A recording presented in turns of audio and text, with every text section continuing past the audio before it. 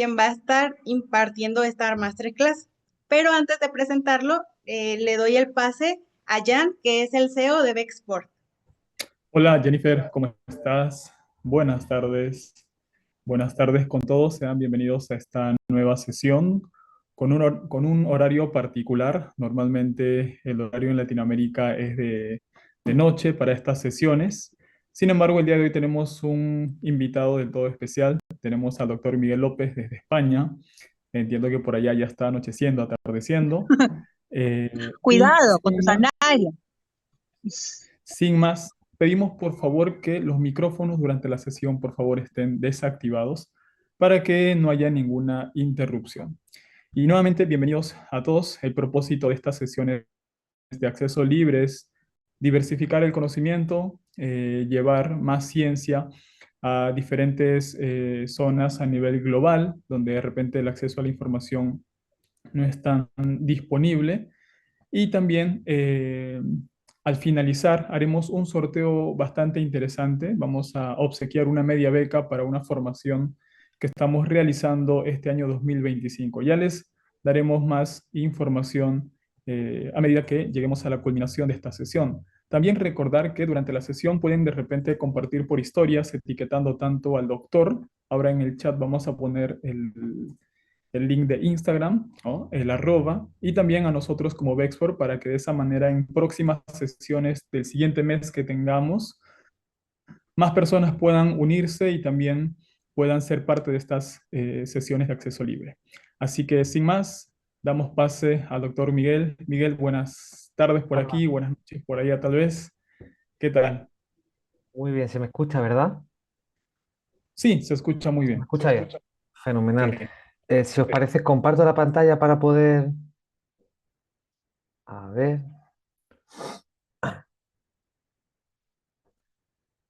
Se puede ver la presentación, ¿verdad? Sí, se puede visualizar. Sí. Fenomenal. Pues bueno, primero de todo... Uy, que estoy ronco. Primero de todo, mil gracias por todos los que estáis aquí presentes, que entiendo que dedicar este tiempo, sobre todo a la formación, pues bueno, es complicado en estos tiempos los que corren, cuando está muy limitado todo el tiempo que tenemos. Yo voy a hacer una presentación que el motivo por el cual voy a hablar sobre este tema es porque es uno de las áreas en las cuales en los últimos meses, y mejor dicho años en concreto, llevo profundizando. Creo que es un tema muy bonito, muy apasionante, sobre el cual creo que incluso hay ciertas creencias o ciertas consideraciones que, un poco como voy a intentar plantear, pues podemos desmitificarla o podemos ver la complejidad y sobre todo creo que el mensaje final de todo esto es la capacidad que tiene el cuerpo, la fisiología humana a la hora de intentar encontrar esa homeostasis, que yo creo puede ser un poco la moraleja final de todo este transcurso que vamos viendo de la presentación. Como el tiempo es breve y acucia el intentar centrarnos en lo más significativo, voy a ir desarrollando desde un principio simplemente dar algunas genialidades que creo que son muy importantes para posteriormente poder entender algunos estudios que hemos hecho a nivel de investigación para ir un poco corroborando todo lo que voy a ir desarrollando y diferentes cosas que creo que son muy importantes a la hora de dieta basada en plantas, el tema del hierro, que seguro que habéis escuchado y habéis podido eh, alguna vez tener ese debate o esa conversación sobre el hecho de incorporar o no una fuente u otra por ser, en este caso, de origen animal o vegetal y las características o la calidad de ese nutriente.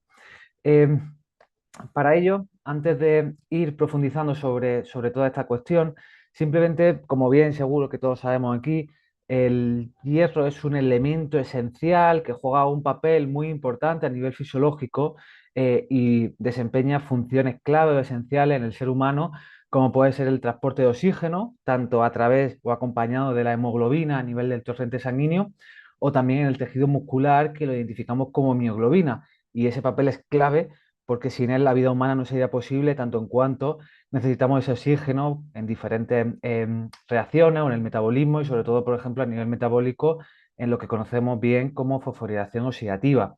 De igual forma, podemos identificar el hierro como un nutriente o un elemento bastante importante en diferentes reacciones que se llaman reacciones de oxidación-reducción, pero que básicamente son reacciones que están destinadas, por ejemplo, a eliminar lo que conocemos como compuestos con potencial oxidante o radicales libres, también llamados. Y, por ejemplo, hay una enzima muy conocida, endógena, con carácter antioxidante que se llama catalasa, y esa enzima, por ejemplo, utiliza como cofactor, denominamos, es decir, que necesita tener el hierro acompañado para poder ejercer su acción y, en cierta manera, detoxificar posibles componentes con un carácter problemático para la funcionalidad y que no ocurran diferentes reacciones adversas. Y también, simplemente como ejemplo, y todo esto es un poco para contextualizar la importancia del hierro, también lo identificamos en lo que seguramente todavía he escuchado alguna vez, que es la respiración celular.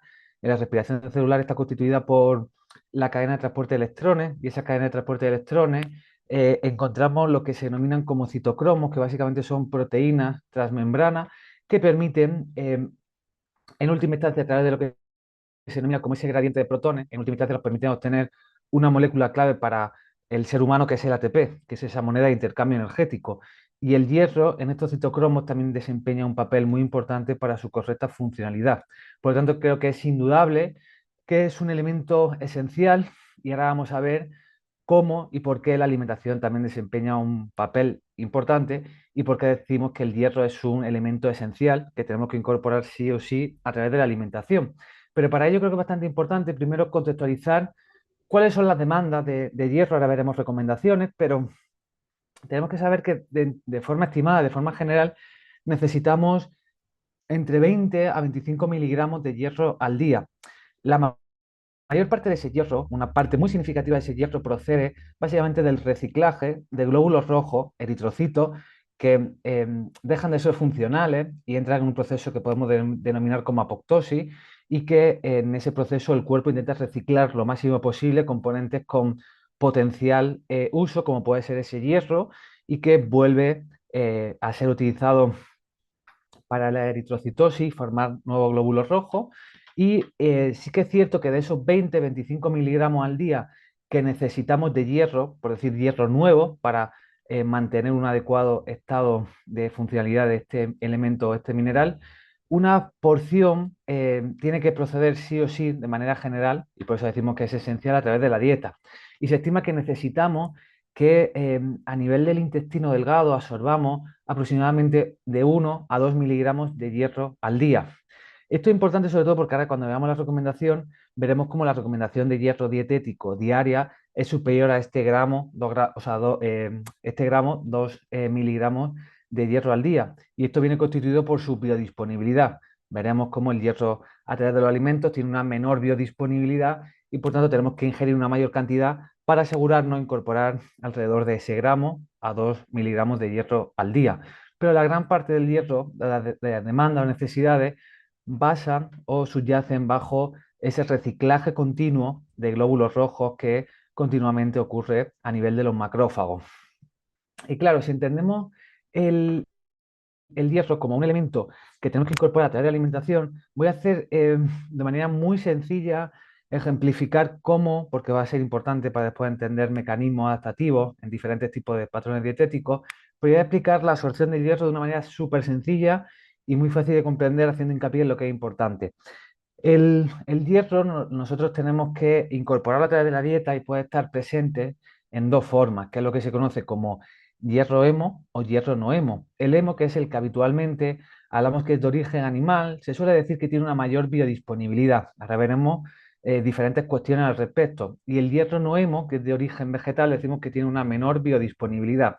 Y esto subyace, entre otros motivos, porque el hierro no hemo, que es el que aparecería en la diapositiva arriba, en amarillo, sería ese hierro que, para poder atravesar el enterocito, esa célula de intestino delgado, tiene que oxidarse en hierro hemo, es decir, tiene que pasar a este hierro que es el biodisponible, y para eso necesita de lo que se conoce como una citocromo reductasa, que básicamente es la que permite el paso de hierro hemo, de hierro no hemo a hierro hemo, permitiendo la biodisponibilidad del mismo.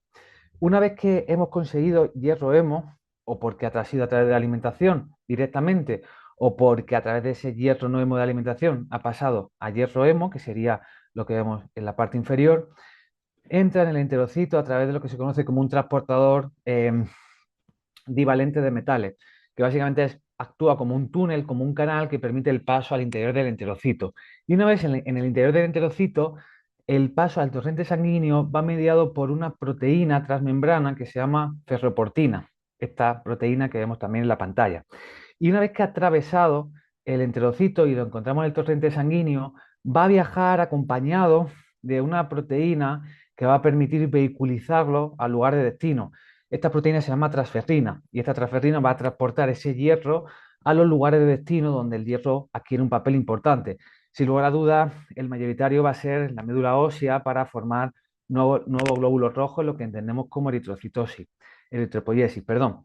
Y de esa manera, para poder ser identificado este hierro que es transportado por la transferrina, los tejidos diana van a tener lo que conocemos como receptores de transferrina, básicamente receptores que van a unirse a esta transferrina y van a permitir el paso al interior de dicha célula del hierro contenido en este transportador. Uno de los tejidos diana, como bien sabemos, puede ser la médula ósea, y otro de los tejidos diana, por ejemplo, puede ser el hígado, como un mecanismo en el cual se va a almacenar ese hierro que no necesitamos, con una función directa, y como un almacén, nosotros lo vamos a almacenar a través de la ferritina, que es una proteína que va a adquirir un papel bastante importante porque va a ser de almacenaje de este hierro. Y claro, el hierro es que tiene, digamos, dos caras, en el sentido de que es un elemento esencial, pero que después veremos cómo en determinadas dosis puede ser potencialmente problemático o nocivo. Y esto supone o tiene unas implicaciones muy importantes, y es que el cuerpo tiene capacidad fisiológica para modular en ciertos límites cuánto hierro se absorbe y cuánto hierro se deja absorber en función de determinados condicionantes. Y esto va mediado en gran medida por una hormona central que aparece en la pantalla que se llama excidina. Esa excidina es la hormona que básicamente lo que va a hacer es que ante diferentes eventos, que ahora comentaremos algunos de ellos, su incremento, el incremento de excidina va a inducir que disminuya la absorción de hierro a nivel, por ejemplo, del enterocito. Y básicamente la excidina lo que hace, a nivel molecular se suele decir, produce una internalización de la ferroportina. Y esa ferroportina, la que decíamos que era la que permitía el paso del hierro al torrente sanguíneo. Por lo tanto, al producir esa internalización, lo que impide es básicamente el paso de ese hierro hemo al torrente sanguíneo y por tanto su biodisponibilidad. Lo interesante de esto y lo que creo que es bastante bonito es que diferentes eventos o sucesos modulan la capacidad de absorber el hierro, mediados a través de esa excidina.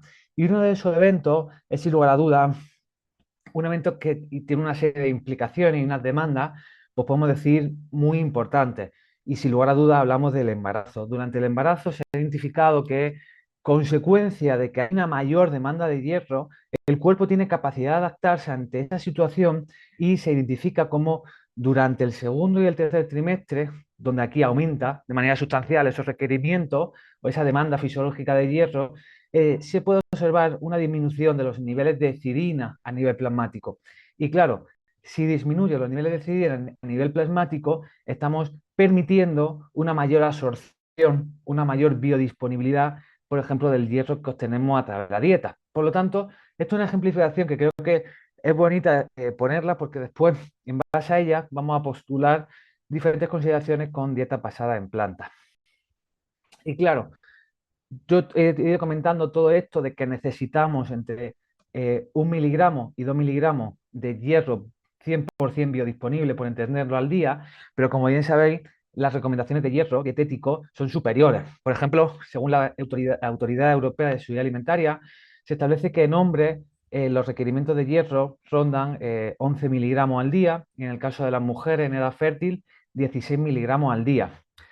Justamente estos valores se establecen considerando una absorción del hierro dietético de alrededor de un 16% en hombres y un 18% en mujeres. Y esto es interesante porque ahora cuando veamos así a grosso modo la absorción de hierro hemo y hierro no hemo, de forma general se suele decir que el hierro hemo se puede absorber alrededor de un 20-30% y el hierro no hemos alrededor de un 2 a 10, 15%. Por lo tanto, estos valores de absorción son un poco el promedio de lo que se entiende de diferentes fuentes de hierro, tanto de origen vegetal como de origen animal, y en ese promedio se establecen unos valores de 16%. Si hacéis el 16-18% de 11 o 16 gramos, justamente saldrán valores de entre 1 a 2 miligramos, que básicamente son lo que había comentado inicialmente, que es el hierro que necesitamos asegurar absorber a nivel de nucleocitos para mantener un adecuado balance de los requerimientos de hierro fisiológico. Y si nos vamos, en vez de por tener varios contrastes, si nos vamos a los requerimientos de la OMS, de la Organización Mundial de la Salud, más o menos se mantienen estables. Es verdad que hay ligeros cambios, por ejemplo, en el caso de los hombres, los requerimientos se postulan inferiores, en 8 miligramos, y en el caso de las mujeres se postulan en edad fértil ligeramente superior, en torno a 18 miligramos día. Sobre todo esto es para luego cuando veamos si con determinados tipos de dieta somos capaces de cubrirlo o no, pues vamos a utilizar estos parámetros o estos valores de referencia. Y como he dicho, el hierro a través de la dieta lo podemos adquirir tanto de origen animal como de origen vegetal. Y hemos hablado que el hierro de origen animal se denomina como hierro hemo mayoritariamente y su biodisponibilidad teórica, que eso va a ser importante, la teórica se postula alrededor de un 25 a 30%. Y el hierro no hemo de origen vegetal, identificado principalmente en legumbres, en frutos secos, en determinados cereales integrales, se postula alrededor de entre un 2 a 10%. Porque como he dicho, estos valores son teóricos. Después nos va a interesar ir un paso más allá de todo ello. Y esos valores teóricos, en el caso del hierro no hemo, son inferiores, por un lado, derivado de que hay un paso adicional que podemos decir que es un paso limitante, que es básicamente permitir el paso de hierro no hemo a hierro hemo por esa citocromo reductasa que permite que se pueda absorber a nivel del enterocito, básicamente permitiendo unas condiciones de pH que favorezcan el paso de hierro no hemo a hierro hemo, que por eso seguramente habéis escuchado muchas veces la recomendación de consumir hierro no hemo, por ejemplo, de lentejas, combinado con ácido ascórbico, con vitamina C, porque básicamente el ácido ascórbico genera, por decir de alguna manera, un entorno, un pH, unas condiciones que promueven el paso de hierro no hemo a hemo y su biodisponibilidad o su absorción. Además de ello, también en los alimentos de origen vegetal, la identificación de algunos denominados como antinutrientes, aunque bueno, este término a nivel de la comunidad científica cada vez está, podemos decir, controvertido. En el caso de fuentes de hierro, como pueden ser las legumbres, se identifican lectina o fitatos, los cuales son capaces de formar complejos con determinados minerales, como puede ser el hierro, y al formar complejos se disminuye su biodisponibilidad, es decir, la capacidad de atravesar el enterocito. Ahora bien, esta capacidad o este limitante asociado a los antinutrientes denominados, podemos identificar que en términos generales suele ser menor al valor teórico que se asume en muchos trabajos cuando se emplean modelos animales, los cuales se utilizan fuentes, por ejemplo, de legumbres mínimamente procesadas, en el sentido de que no tienen ningún tipo de tratamiento, como puede ser el remojo, la fermentación o el cocinado. Y más allá de eso, también otro de los motivos por los cuales se vincula que la biodisponibilidad del hierro vegetal es inferior al del hierro animal viene derivado de la fibra, la cual la fibra puede formar complejos que dificulten la biodisponibilidad o su absorción.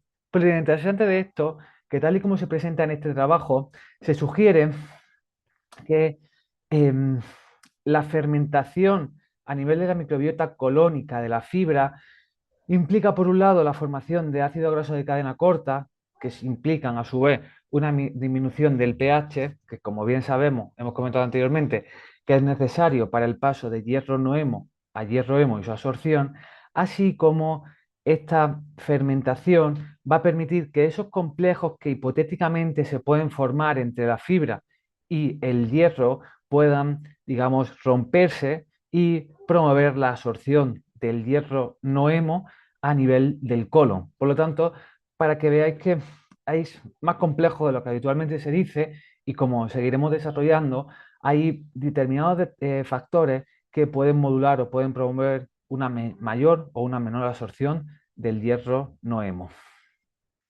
Y claro, derivado de todo ello y siguiendo, podemos decir, un escenario bastante conservador, el ION, que es el Instituto de Medicina, que actualmente es la Academia de Ciencias Naturales, establece que en hombres y mujeres los valores recomendados de hierro son similares en 8 miligramos y 18 miligramos día.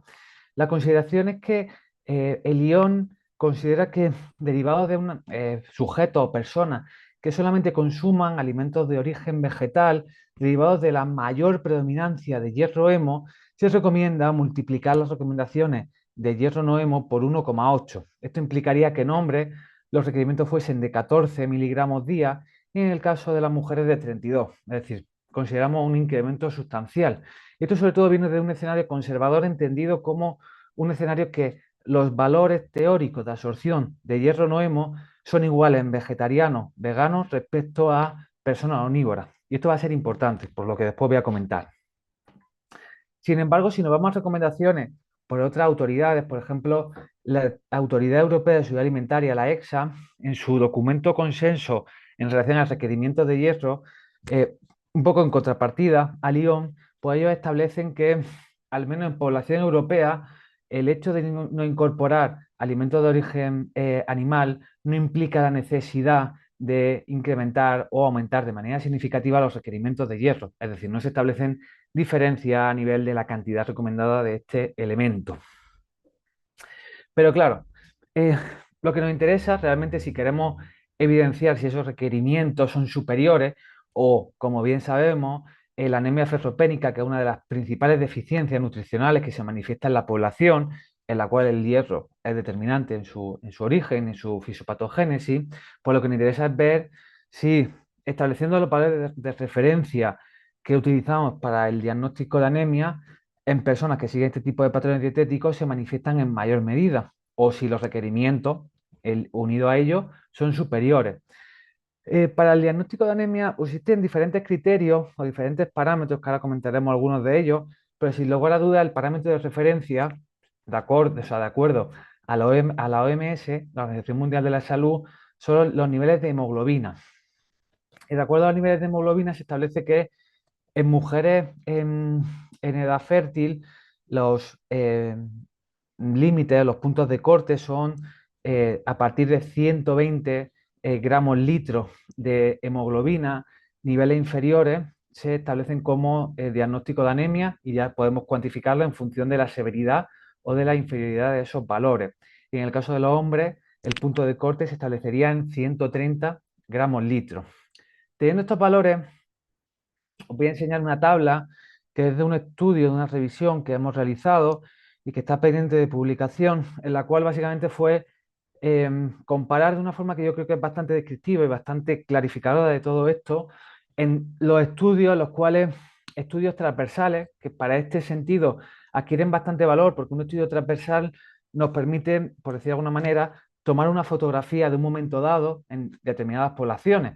Y lo interesante era de esta forma, pues ver en poblaciones que siguen una dieta vegetariana o vegana respecto a poblaciones que siguen una dieta omnívora, ver si de manera natural, sin hacer ningún tipo de intervención, cuál es su ingesta de hierro. Y de la misma forma, contrastar su ingesta de hierro con sus niveles de hemoglobina utilizadas como parámetros críticos para el diagnóstico de anemia. Y en esta revisión, en la tabla que hicimos, como podéis identificar, y pongo en la parte de arriba los requerimientos de hierro dietético en la izquierda y en la derecha los niveles de hemoglobina, si os fijáis, en términos generales y a grosso modo, no se identifican en los estudios, por un lado, que la ingesta dietética de hierro tiende a ser superior en sujetos que son veganos, tanto hombres como mujeres, respecto a los omnívoros, y esto es algo que ya se sabe, pero claro, a pesar de que la ingesta sea superior, podríamos hipotetizar que derivado de su inferioridad a nivel de biodisponibilidad, pues, por ejemplo, la hemoglobina, que sería la magnificación de la funcionalidad del hierro a nivel fisiológico, debería ser inferior o no debería alcanzar valores semejantes a los que se identifican en personas o población omnívora. Y como bien pudimos identificar en el estudio, y como bien podéis ver en pantalla, los valores de hemoglobina en omnívoros respecto a veganos en estos estudios, que como he dicho son estudios transversales, no se identificaron, como podéis constatar, cambios notorios y los niveles de hemoglobina fueron bastante semejantes entre poblaciones omnívoras y veganas, tanto en hombres como en mujeres. Y claro, lo que no tiene tanto sentido es, a pesar de que las ingestas sean, podemos decir, en términos generales similares o ligeramente superiores, cómo es posible si la biodisponibilidad es tan o considerablemente inferior en sujetos vegetarianos veganos, ¿cómo es posible que esos niveles de hemoglobina se mantengan estables? Cuando a nivel teórico podríamos sugerir que no es posible. Y claro, aquí empiezan a aparecer varias consideraciones. La hemoglobina es uno de los marcadores que se utiliza, el más común y el más recurrente, y otro de ellos, de los que se utiliza de manera notoria, es la ferritina. La ferritina es el marcador que se emplea habitualmente para evaluar, digamos, la cronicidad y sobre todo para evaluar, como ese es el almacén, pues cuánta cantidad de hierro tenemos almacenado y por tanto la predisposición de que se magnifique en la anemia ferropénica. Y aquí sí que es cierto que diferentes trabajos sugieren de una forma notoria, como el que aparece en pantalla, esta revisión sistemática en metaanálisis, como en términos generales las poblaciones o los sujetos que siguen dietas vegetarianas o veganas, sus niveles de ferritina son inferiores. Y tal como apuntan estos autores, pues esto puede suponer una mayor predisposición, hipotéticamente, según ellos, de magnificarse en anemia ferropénica o otra consideración. Ahora bien, esto es súper bonito y muy curioso y creo que es bastante clarificador. En este trabajo lo que hicieron fue algo similar, es decir, ver en población vegetariana respecto a omnívora, ver los niveles de ferritina, que identificaron igual que los niveles de ferritina eran superiores en sujetos vegetarianos respecto a sujetos omnívoros. Lo interesante de este estudio, que por desgracia no se ha hecho o no se hace la mayoría de los estudios, es que ajustaron los valores obtenidos de ferritina por un factor de confusión que es clave, y ahora voy a explicar por qué es clave, que es la inflamación. Básicamente ajustaron por proteína C reactiva, que es uno de los marcadores que se utiliza habitualmente para evaluar inflamación crónica de bajo grado. Y cuando se ajustó por este factor de inflamación, se puede identificar cómo no existieron diferencias entre sujetos que eran omnívoros respecto a sujetos que eran vegetarianos. Y esto lo voy a entender de una manera muy sencilla y muy clara por qué ocurre esto. El hierro es un elemento muy importante para la fisiopatología, o sea, para la fisiología humana, perdón, pero también juega un papel muy importante a nivel de aumentar, por ejemplo, se suele decir, la virulencia de un patógeno. Cuando tenemos, digamos, en un proceso, por entenderlo, un proceso inflamatorio, el hierro puede agravar la condición. Y esto va mediado, por ejemplo, cuando tenemos ese proceso de patogénesis, se liberan diferentes interleuquinas, citoquinas, como puede ser la interleuquina 6. Y por hacerlo muy sencillo, cuando estamos en un proceso, podemos decir, inflamatorio en términos generales, básicamente, como el hierro puede agravar la situación, el cuerpo intenta protegerse. ¿Y cómo se protege? Liberando más excidina. Y al liberar más excidina, lo que está haciendo es, por entenderlo de una manera muy sencilla, escondemos el hierro del torrente sanguíneo y básicamente almacenamos el hierro en diferentes tejidos, como puede ser a nivel hepático, y los niveles de ferritina aumentan, porque estamos eliminando, por decirlo de alguna manera, el hierro a nivel plasmático y aumentamos los depósitos de hierro como un mecanismo, por entenderlo de forma sencilla, de esconder ese hierro para que no sea empleado a la hora de catalizar reacciones que pueden agravar o pueden magnificar esa situación de inflamación. ¿Y por qué esto es importante? Porque, claro, todos los estudios se pueden constatar de manera general como, por ejemplo, las poblaciones que son vegetarianas o veganas tienden a tener un peso corporal, una adiposidad, por ejemplo, inferior.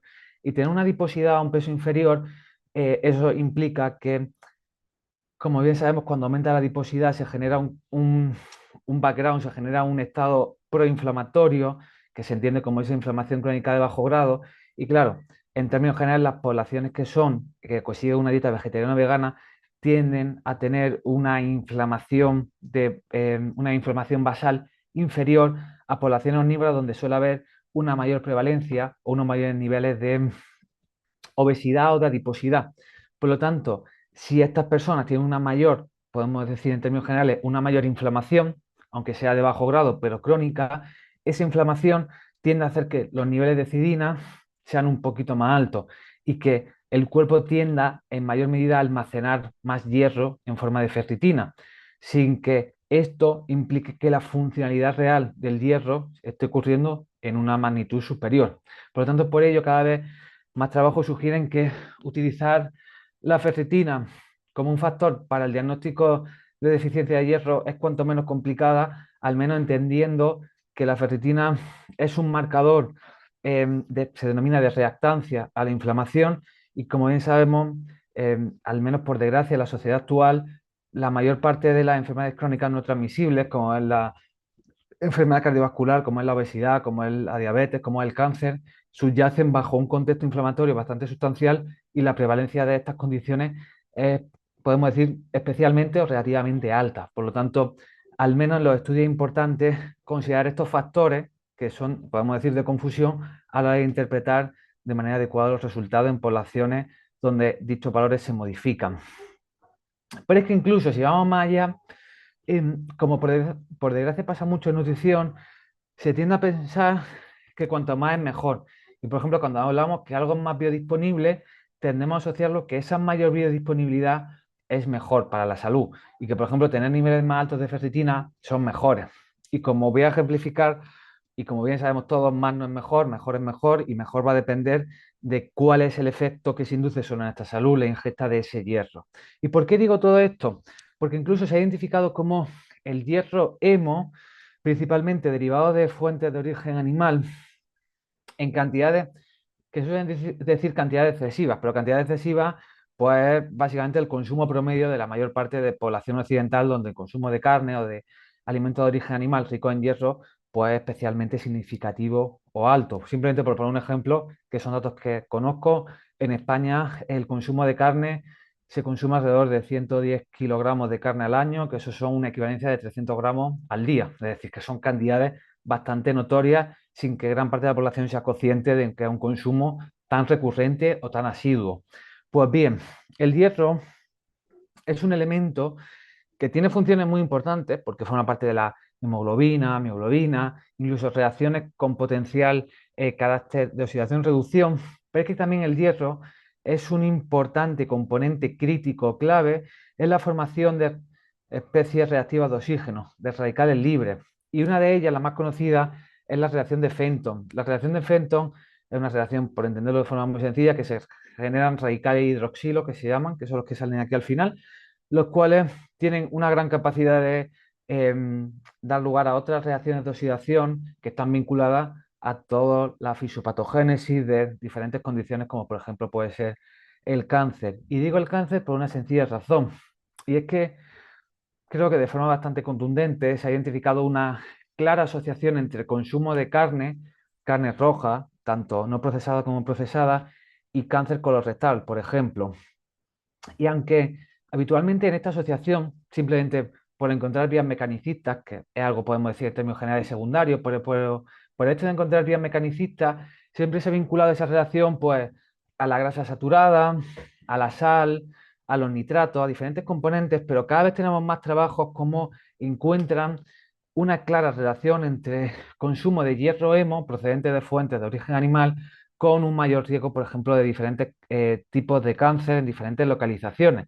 Es decir, que es que incluso la carne que se utiliza en muchos contextos, su promoción de consumo, porque es rica, se suele decir, en proteína y en hierro hemo, y es uno de los alicientes que se llevan a promover el consumo de este tipo de alimentos, incluso puede ser uno de los componentes que con las dosis de consumo actual, que están en unos niveles superiores o magnificados de forma totalmente desorbitada, puede ser uno de los mecanismos a través de los cuales entendamos. Y esto se puede identificar en diferentes poblaciones, diferentes tipos de cáncer, en relaciones dosis-respuesta, ajustadas por múltiples factores que son importantes a considerar, como por ejemplo el hábito tabáquico y otras cuestiones. Pero es que incluso si vamos un paso más allá, y un poco para que veáis la paradoja de que siempre, o creo que incluso todavía perdura la percepción de el hierro hemo, como es más biodisponible, es mejor, el hierro no hemo, como es menos biodisponible, es peor, pues incluso cuando se hacen estudios de sustitución isocalórica, que como seguramente todos los que estáis aquí sabéis, son estudios en los que se intercambia un nutriente por otro, un alimento por otro, manteniendo la ingesta energética como un factor, la ingesta energética como un factor crítico en esa relación, pues en estudios de intercambio isocalórico se identifica de una manera bastante clara y contundente cómo conforme se desplaza el consumo de hierro hemo a favor de aumentar el consumo de hierro no hemo, se consigue, por ejemplo, una reducción significativa del cáncer, o mejor dicho, del origen o la incidencia de cáncer colorectal. Por lo tanto, para que veáis esa paradoja de que la mayor biodisponibilidad no siempre va ligada a mejores resultados de salud, que sería lo que nos interesaría en última instancia. Y claro, la cuestión de todo esto es qué diantres ocurre en la dieta basada en plantas para que este hierro no hemo en principio sea suficiente, a pesar de que teóricamente decimos que tiene una menor biodisponibilidad, pero cuando nos vamos a desenlace de salud vemos todo lo contrario y no se observan en los estudios una mayor prevalencia de anemia ferropénica cuando se valora, por ejemplo, a través de la hemoglobina como factor de referencia. Pues para ello hay trabajos súper bonitos. Voy a enseñar dos como ejemplo, hay varios más y también enseñaré uno que realizamos nosotros en la universidad. Y uno de ellos es este que veis en pantalla, que es súper sencillo y que básicamente lo que hicieron fue cogieron a mujeres que tenían valores bajos o subóptimos de hierro plasmático y le hicieron una intervención que, si no recuerdo mal, fue de 6 semanas u 8 semanas, si fue entre 6 y 8 semanas.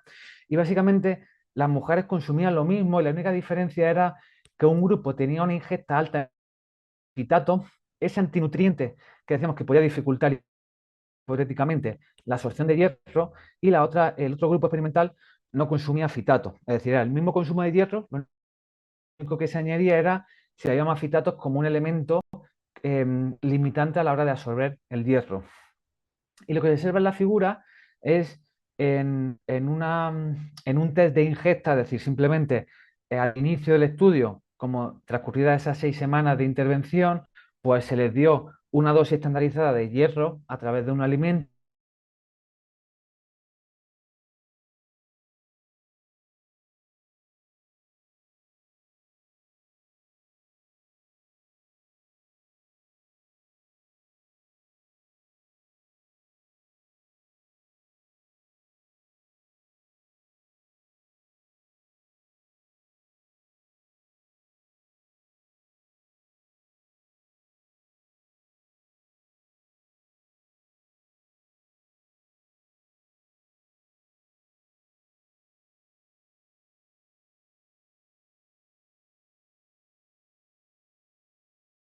Que de disminuir la absorción de hierro, lo que se vio es que el cuerpo se adaptaba intentando compensar esa situación y absorbiendo más hierro del hierro que estaban absorbiendo las mujeres que consumían una ingesta de hierro estandarizada sin aportarse de manera complementaria fitato. Pero esto se ha replicado en más estudios. Este estudio no utilizaron fitato, sino que en este caso eran hombres, en el caso anterior eran mujeres, y en este caso de hombres, un grupo seguía una dieta con hierro más biodisponible, es decir, la proporción de hierro animal era superior al otro grupo, en el cual en el de baja biodisponibilidad la proporción de hierro de origen vegetal era superior. Y lo interesante, si os fijáis en la tabla, es que si en el grupo con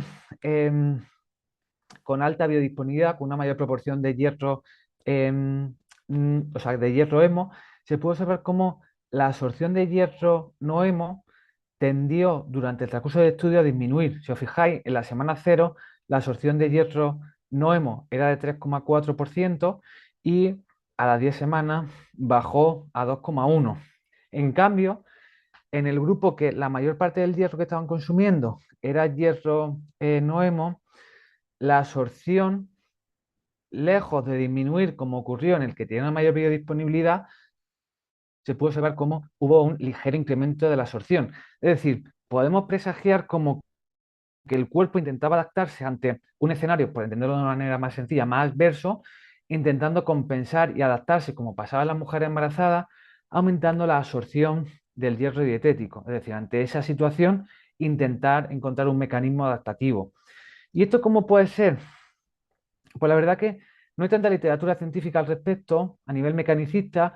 Hay un estudio muy interesante realizado en niños que se identificó como en niños que eran vegetarianos, los niveles de cidina y los niveles de el receptor transoluble de transferrina, el receptor que está en los tejidos diana, a los cuales la transferrina unida a ese hierro va a transportarse, por ejemplo, la médula ósea, y que si no hay receptor de transferrina, pues no puede liberar el contenido, en este caso que transporta la transferrina, el hierro, lo puede liberar en su destino.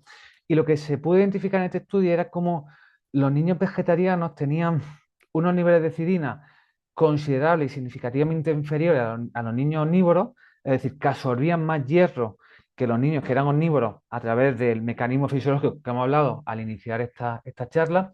Y de igual forma, los receptores transolubles de transferrina eran más significativos, estaban más altos. ¿Y esto qué nos ayuda a entender? Que había una mayor sensibilidad en los tejidos diana a captar ese hierro que se había absorbido. Y esto quizá nos puede ayudar a entender cómo es posible de que en sujetos que son vegetarianos o veganos tiene a existir una mayor capacidad de absorber el hierro no hemos respecto a los sujetos que son omnívoros. De igual forma, para intentar encontrar esa analogía, que en mujeres embarazadas, cuando los requerimientos son tan altos, que el cuerpo intenta balancearlo y intenta encontrar esa homeostasis que en última instancia mantenga un adecuado estado de salud. Y claro, de forma también interesante, hasta el día de hoy no se había hecho ningún estudio en el cual se cogiera a sujetos que ya eran vegetarianos o veganos, porque los estudios que hay publicados, entre ellos los dos que he enseñado en las diapositivas anteriores, cogían a sujetos omnívoros y le daban una dieta, le daban una intervención de unas pocas semanas y se evaluaba esa absorción. Pero claro, como estamos hablando de que es una adaptación fisiológica, podríamos hipotetizar que incluso esa adaptación fisiológica requiere de un tiempo. No sabemos cuánto tiempo, pero podemos presagiar que requiere de un tiempo. Incluso se puede ir acentuando, podemos hipotetizar o podemos presagiar.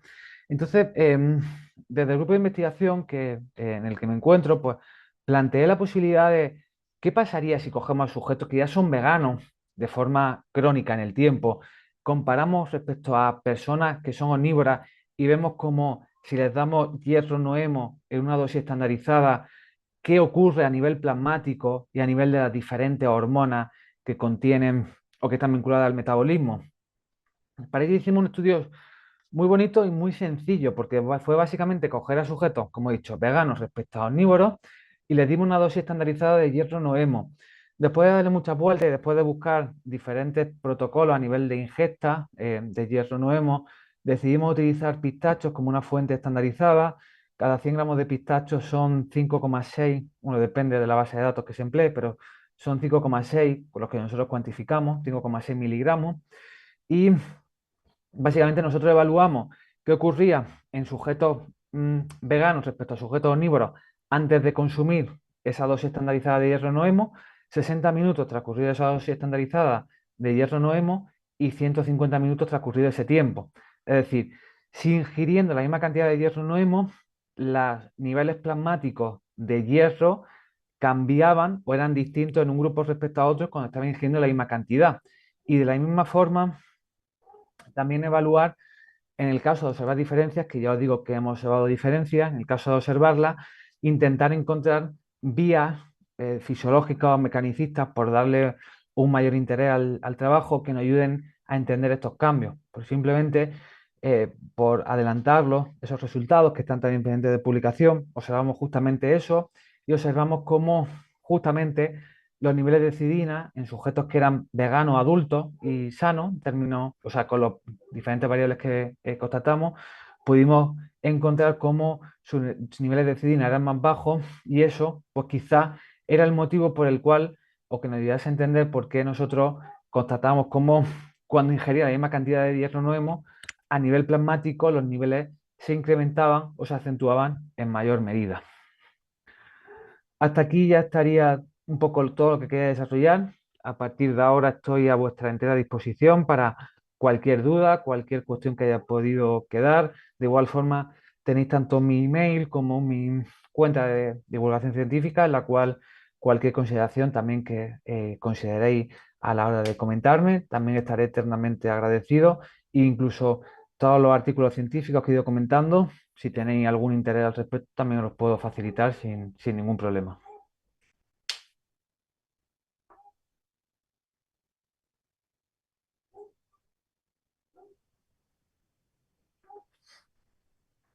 Agradecemos mucho la ponencia, doctor, y los invitamos a realizar preguntas por medio del chat. Aprovechen este honor que tenemos que nos va a contestar el doctor Miguel.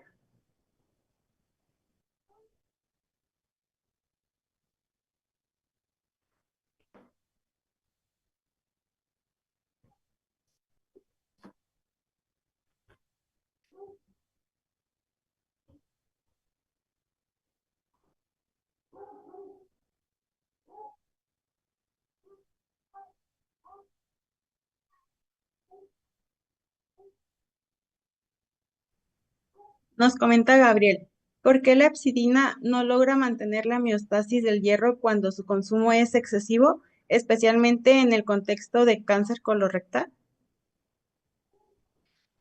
Sí, claro, muy buena pregunta, o sea, una pregunta bastante interesante. Claro, o sea, con los niveles de cidina es un mecanismo fisiológico que tenemos, digamos, por decirlo de alguna manera, que intenta adaptar una homeostasis dentro de unos niveles que podemos entender como de rango adecuado.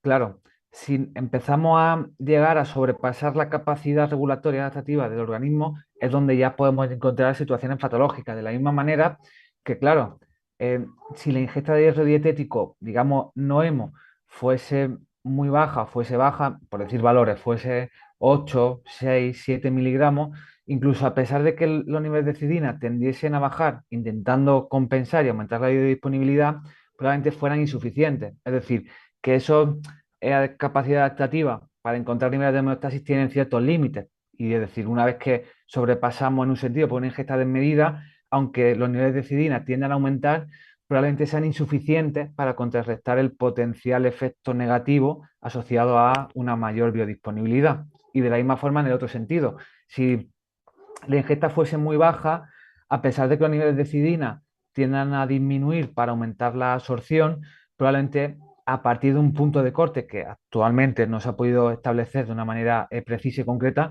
probablemente a partir de una ingesta determinada, a pesar de que esos niveles de cidina tendiesen a bajar, serían insuficientes para compensarlo. Es decir, que al final esta homeostasis se consigue, pero dentro de un cierto rango en el cual sí que es suficiente para mantener dicho punto de corte o dicho rango. Muchas gracias, doctor. Recordarles que al final va a haber el sorteo de media beca para que se queden con nosotros. Y seguimos con la siguiente pregunta. ¿Por cuánto tiempo realizaron el último estudio que mencionó y con qué tipo de población características? Sí, es verdad, eso no lo he comentado. El último estudio que hicimos, eh, como los sujetos ya eran veganos y ya eran omnívoros, fue un estudio agudo, es decir, fue solamente una ingesta inmediata, aguda, para evaluar si en sujetos que ya son veganos respecto a sujetos que ya están omnívoros, o sea, que ya son omnívoros y que ya están adaptados, por decirlo de una manera, a nivel fisiológico a ese tipo de dieta, absorben más o menos hierro. Es decir, nuestra pregunta de investigación no queríamos generar adaptaciones, era evaluar si las adaptaciones que ya tienen evidenciadas por el patrón de dieta de partida, eso realmente se magnifica en que absorben más o menos hierro. Por lo tanto, no es necesario, como en otros estudios, los que he enseñado, en los cuales tienen que hacer varias semanas de intervención, básicamente para intentar inducir esas adaptaciones. Pero nosotros, como ya cogimos sujetos que lo eran, por decirlo de una manera, adaptados por el tipo de alimentación, no era necesario cronificar dicha intervención. No aportaba grandes conclusiones respecto a la pregunta de investigación. Y respecto a la población de estudio, creo que también lo he comentado, pero bueno, por hacer más hincapié, eran sujetos que ya eran veganos omnívoros desde hacía al menos 8 meses, a partir de 8 meses, desde hacía al menos 8 meses, eran sujetos con normopeso, eran sujetos, justamente por lo que he comentado antes de la inflamación, eran sujetos normopeso, donde también o sea, medimos proteínas C reactivas para ajustar por ese factor de confusión posteriormente a nivel de análisis estadístico y también por estandarizarlo, por ejemplo, en el caso de, como cogemos chica y chica, en el caso de las chicas, por estandarizarlo, por ejemplo, que tuviesen un ciclo menstrual regular, es decir, que no tomasen las píldoras anticonceptivas por el hecho de que eso podía suponer cambio a nivel del diseño y del estudio, aunque también sería muy interesante evaluar todo ello, y también en relación a, a sujetos que estuviesen en un rango comprendido, lo que se entiende como adultos jóvenes sanos, entendido como un rango de 18 a 45 años. Nos comenta Iván, ¿cuál sería el vínculo que tendría el consumo de hemo y el riesgo de diabetes tipo 2? Como mencionó, solo cáncer, gracias. Vale, también es muy interesante, es verdad que hay estudios, que cada vez más estudios de intercambio isocalórico que relacionan consumo de carne roja con diabetes tipo 2. Aquí, hasta donde yo tengo conocimiento, va a estar vinculado por las mismas vías hipotéticamente mecanicistas, aunque esto es más complejo de evidenciar. Si hablamos del hierro, como el hierro cataliza muchas reacciones de oxidación, que en las cuales se generan especies reactivas de oxígeno, básicamente radicales libres, esas especies reactivas de oxígeno pueden promover, por ejemplo, la glicación de la hemoglobina o pueden promover diferentes factores de la fisiopatogénesis de lo que entendemos en última instancia como es la diabetes. Al final, como los radicales libres están vinculados a la inflamación en términos generales, inflamación crónica, esa inflamación crónica es un poco el subyacente bajo el cual puede emerger, en función de muchos otros determinantes, algún proceso más oncológico o incluso también puede aparecer en otros determinantes si ese daño es más, por ejemplo, a nivel pancreático o a nivel de tejido diana de la insulina, puede dar lugar en última instancia a insulina. Pero el punto de partida, al menos con lo que yo conozco hasta el día de hoy, estaría muy vinculado a lo mismo, a la reacción o catalización de reacciones vinculadas a especies reactivas de oxígeno. Omar Inca, Miguel, un gusto escucharte. Tengo una consulta. ¿El Instituto de Medicina tuvo en consideración el estudio de Hunt para dar su recomendación? Em, Tendría que revisarlo, pero quiero recordar que no. Quiero recordar que no, aunque como he dicho, tendría que revisarlo porque el Instituto de Medicina, el informe que yo he indicado de esos valores de referencia, y como por ejemplo con el colesterol o con otros nutrientes, son informes muy largos y son informes donde están muy desarrollados toda esa información para establecer esos criterios. Tendría que revisarlo de nuevo, pero hasta donde quiero recordar, no lo tuvieron en consideración o al menos le dieron más peso a los estudios que establecían que de manera teórica no había grandes cambios, porque si le hubiesen dado más peso, mayor predominancia, probablemente, al menos desde mi punto de vista, no hubiesen establecido ese punto de que los requerimientos tienen que multiplicarse por 1,8. El incrementar por 1,8 los requerimientos en población vegetariana o vegana viene un poco dado de que se establecerían que a nivel teórico la absorción de hierro no hemo en vegetarianos o veganos respecto a omnívoros en términos generales es el mismo o es muy similar. Y como es el mismo, hay que aumentar la ingesta de hierro no hemo para asegurarnos ese aporte, cuando después vemos que lo que es a nivel teórico, cuando lo llevamos a la práctica, puede haber una gran variabilidad. Y lo interesante del hierro no hemo por todo ello es que, en cierta manera, podemos decir que es muy moldeable su absorción. Es decir, que muchos determinantes, sobre todo mediados por la histidina o por ese receptor transoluble de transferrina, hace que tengamos mucha capacidad de modular cuánto absorbemos y cuánto no. González, buenas noches, doctor. Le quería preguntar, cuando hay anemia ferropénica, ¿ya basta con la alimentación? ¿Ya no basta con la alimentación y se tiene que suplementar? Tengo entendido que es con hierro hemo, aunque sea suplemento representa un riesgo o se podría suplementar con riesgo con hierro no hemo.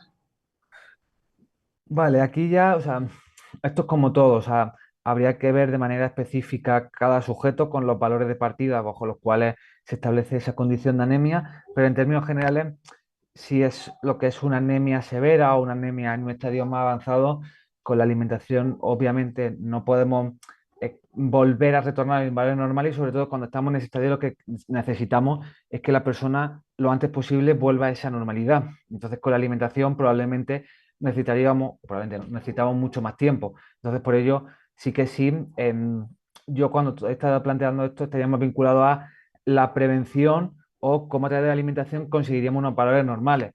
Una vez que se ha manifestado esa deficiencia o ese estadio de valores bajos, la suplementación y por una cuestión más médica requiere, o al menos desde mi punto de vista, porque esto necesitaría más el abordaje médico como tal, pues la suplementación a través de hierro, en este caso hierro, un hierro que fuese biodisponible para asegurar retornar a valores normales.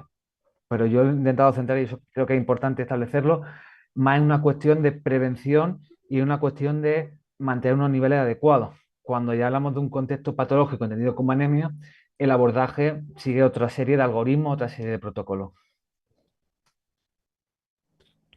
Luisa, hola, buenas tardes. Gracias por la ponencia, muy buena. La baja biodisponibilidad del hierro NOEM se ve compensado con que tiene mayor capacidad de absorción. ¿Y qué hay del hierro hemo? ¿Sería lo contrario, que al cuerpo le cuesta absorber? A ver, por favor, ¿me la puedes repetir? Que digo, es que justamente ha sido más larga y la última parte, o sea, era que si el hierro hemos le cuesta absorber, asociado al... Te la leo de Sí, nuevo. porfa. La baja biodisponibilidad de hierro NOEM se ve compensado con que tiene mayor capacidad de absorción. Sí. ¿Y qué hay del hierro hemo? ¿Sería lo contrario, que al absorber el cuerpo le cuesta? que al cuerpo le cuesta absorber. Sí, o sea, si entendemos un poco la parte fisiológica que he explicado al principio, de que uno de los principales mecanismos moduladores está vinculado a la hexidina como el mecanismo a través del cual permite que la ferroportina, que es esa proteína transportadora del hierro entre al torrente sanguíneo, la actuación sería de la misma forma en un tipo de hierro como en otro. Pero claro, si hablamos de una dieta basada en planta, el consumo viene exclusivamente de, o mayoritariamente, bueno, exclusivamente podemos decir, porque hay algunas excepciones, pero muy, muy puntuales, de hierro no hemos. Por lo tanto, ahí es donde se evidenciaría. Pero entendiendo que es la acidina la mediadora, podemos entender como la absorción o la limitación de la misma ocurriría en ambos casos. Y por último, por cuestiones de tiempo, González nos dice, ¿las recomendaciones de la EFSA son extrapolables a poblaciones de Latinoamérica? Muy buena pregunta. Claro, esto es interesante y además justamente como aparecía en la presentación, ellos, como al ser una autoridad, en este caso europea, incluso hacen alusión de que es en población europea en los cuales se evalúan cuáles son las principales fuentes de hierro, otros factores de salud, es decir, otros determinantes, y establecen la no necesidad, al menos en población vegetariana y vegana de Europa, de aumentar los requerimientos. La transferencia o la traslación a otras poblaciones pues puede tener una serie de implicaciones. Podríamos sugerir que no, pero esto ya desde mi punto de vista un poco aventurarnos y sería necesario, pues en este caso, evaluar con la literatura científica, sobre todo de cuáles son las principales fuentes de hierro no hemo, cuál es la ingesta de hierro no hemo de manera general, porque esta recomendación de la EXA viene un poco dada de coger la literatura científica de cuál es el promedio generalizado en la población europea de consumo de hierro no hemo, cuáles son de forma generalizada los niveles de hemoglobina, cuáles son otros factores que están vinculados a su absorción y ver cómo no hay diferencia. Entonces, sería necesario y sería muy interesante, que en este caso lo desconozco, a lo mejor alguien de aquí puede ayudarnos en ese sentido, evaluar todos estos factores en otras poblaciones y constatar esa situación.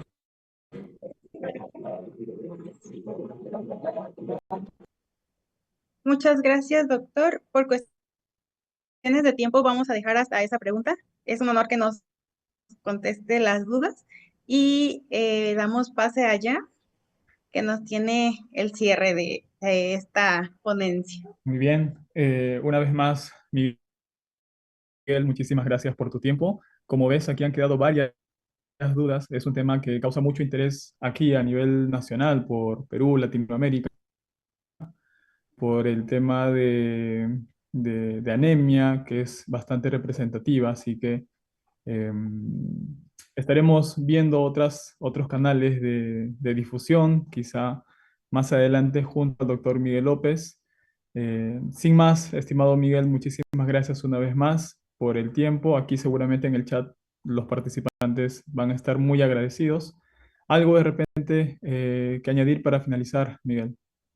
No, o sea, simplemente agradecer a todos los que habéis llegado hasta aquí, que espero que os haya podido aportar y ayudar un poco a comprender este tema, que creo que es súper bonito, es muy interesante y que cada vez avanzamos más al respecto y que cualquier, como creo que hay mucha gente que ha comentado cosas que a lo mejor no hemos podido hablar sobre ello, pues sin ningún problema puede escribirme por cualquiera de las vías que he comentado al inicio y al final, por email o por diferentes redes sociales y encantado de poder resolverlas. Genial, genial, Miguel. Muchísimas gracias. Y bueno, queridos amigos, para terminar tenemos el sorteo de la media beca, pero antes brevemente